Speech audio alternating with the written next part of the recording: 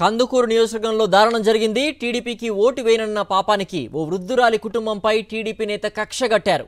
యజమానిపై ఒత్తిడి తెచ్చి ఇంటి నుంచి ఖాళీ చేయించారు. ఈ ఘటన కందుకూరు మండలం ఓగూరు గ్రామంలో జరిగింది. కలవకూరి జయమ్మ అనే వృద్ధురాలు కుటుంబం ఓగూరులో అద్దె ఇంట్లో ఉంటున్నారు. టీడీపీకి ఓటు వేయాలని గ్రామ లీడర్ ఆమెను కోరారు.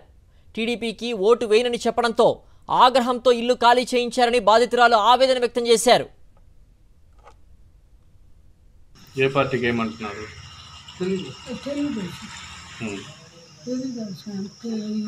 కాంగ్రెస్ మా ఆడపిల్లకి అని అల్లం రాటి వచ్చి అడిగాడు. పొద్దున అడిగితేనో నేను ఆయన దగ్గరికి తీశాడు కాబట్టి ఆయనకి ఇవ్వాలి నేను అన్నాను.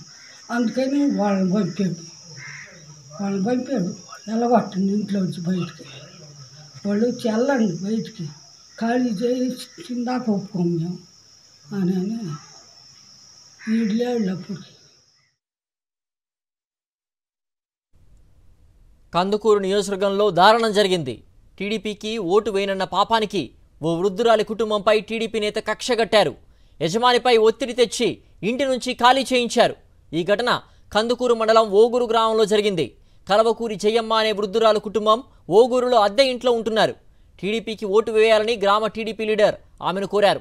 టీడీపీకి ఓటు వేయనని చెప్పడంతో ఆగ్రహంతో ఇల్లు ఖాళీ చేయించారని బాధితురాలు ఆవేదన వ్యక్తం చేశారు.